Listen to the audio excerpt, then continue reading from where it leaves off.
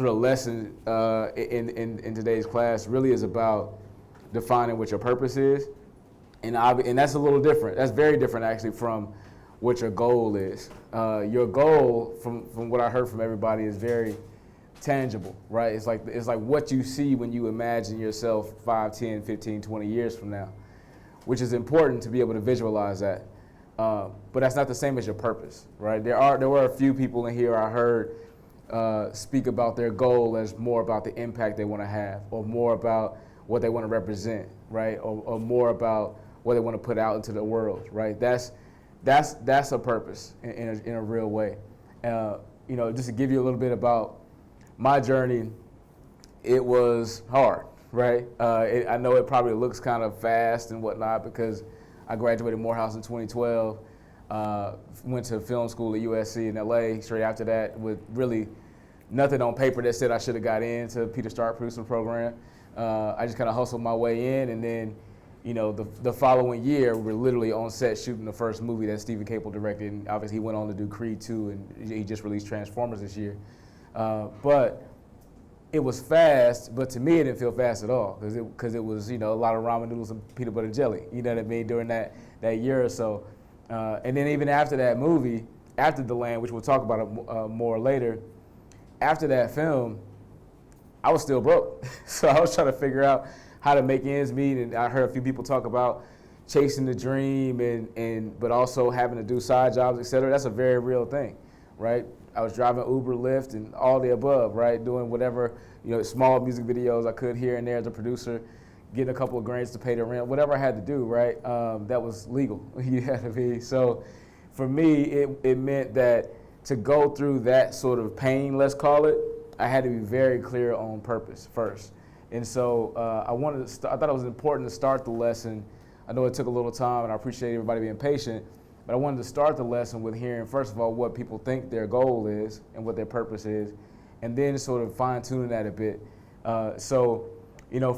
For me, I got into the business because I wanted to be the change that I sought, right? So I saw that there were images on screen that weren't necessarily reflective of real people of color necessarily, right?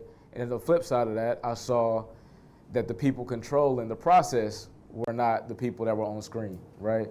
And so, and that wasn't, and sure, that's systematic, but it also was because there were so many of us on the other side of the table that rightfully so want to be creators and want to be storytellers. That's a natural thing for people of color to be griots, right? And that's important. But I saw a need on the business side of it for gatekeepers, et cetera, right, to also reflect those storytellers.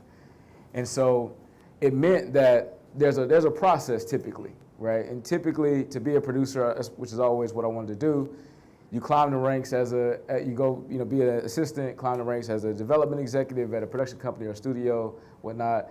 You try to climb the ranks for, let's say, 10 years or whatnot, and then, pray that your boss doesn't get outed, because then that means that your whole progress is now gonna have to shift somewhere else. And so, but I watched a lot of my mentors climb the ranks, get fired, and get a producing deal. I was like, bet, I gotta go get fired. So I was literally on that path. When I left Morehouse and went to USC, I was on that path.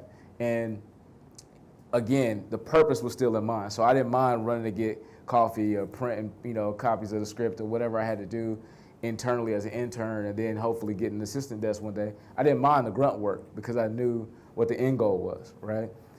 In fact, I didn't know any better. I was wearing a suit to work every day as an intern. And one of my bosses pulled me to the side, like, you ain't got to wear a suit. Like, the head of the studio, every time he comes into the office, he's got a T-shirt and ripped jeans on. And you got a suit on. I was like, I'm dressing for the job I want, not the one I got, right? And that sounds cool, but the truth is, that's just something I heard at Morehouse Business School. They ain't had nothing to do with, they had nothing to do with our actual industry, right? Our industry really is come as you are, right? Which is one of the cool things about it. But again, what that mindset though was, again, just like purpose, right? So even though it was all this grunt work, it was all about where I wanted to be. And it wasn't about, I want to be a big movie producer and all that. It was, again, my mission statement was to change the way that our images are created, our way our images are gatekept, and the way that our images appear, right? And by our, again, it's like all people of color, anybody that's underserved in that way. So I would challenge everybody in this room tonight, over the next few days, et cetera. Hit me on IG. I'd love to hear how what your goal that you might have mentioned in the room has shifted into true purpose, over the next few days as you kind of meditate on that. But that was, for me, was the first step. And I'm so grateful that I had time to really lock that in, because again, it was so difficult to get the first couple things going. Now, what is a producer? I know my parents still ask me, what do you do for a living? A producer, not talking to Siri, a producer is kind of whatever she or he needs to be on a project, right? Some people assume that producing just means the physical aspects of bringing a crew together and hiring people, et cetera. That's a small part of it. Some people assume that producing is just developing a screenplay and attaching director and actors and helping to bring that team together, or that you're responsible for finding the right project, the right book, or the right article, or the right screenplay or idea to develop into a movie. That's also part of it. Some people assume that it is navigating what can sometimes be a chaotic process amongst the studios or the financiers. That's also part of it.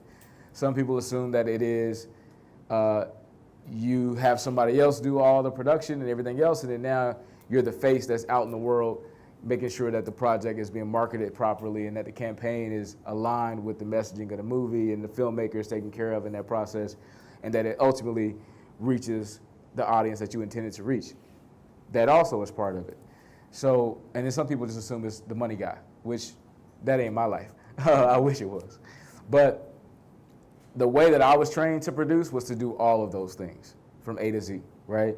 And for all of you in this room who mentioned wanting to start your own company, et cetera, you're gonna have to do it all, right? You wanna know how to do it all. And so, one quick hack for me was, after I realized that I didn't want to climb the ranks and do the traditional route of climbing to be an executive and then go into producing much later, and I just want to do the crazy thing, which is to call my parents and say, hey, I'm not gonna take this job as an assistant that pays $40K a year, which is big money where I'm from. Instead, I'm gonna go be a producer. And their question is, well, how much does that pay? I'm like, oh, it pays nothing, right? So until I get the first thing done. And so I made that decision because, again, I was so tapped into what the purpose was that I knew the path for me needed to be a little unsafe and a little uncertain and a little bit, unorthodox, because that's just how I was built, right? It doesn't mean that's for everybody. And we'll talk a bit about like your pain tolerance and pain threshold, because that's something that only you know. Even your family doesn't know that, right? My family was super supportive, but also it's like, you're gonna have to figure that thing out, because we can't just like cover your expenses or whatnot. Like that's not our life, right? So you're gonna have to figure out how to maintain while you're chasing this dream. So one tangible step to sort of deciding what your purpose is think about it as a North Star. And I like to minimize it to 4 to 5 words. I say minimize, I should say concentrate it into 4 to 5 words, because it means that you are being so specific, right, that you're willing to live by these few words that lock you into whatever this purpose is that you think is going to drive you forever, right? Now, granted, those words can change over time, et cetera, but the spirit of it should always be the same.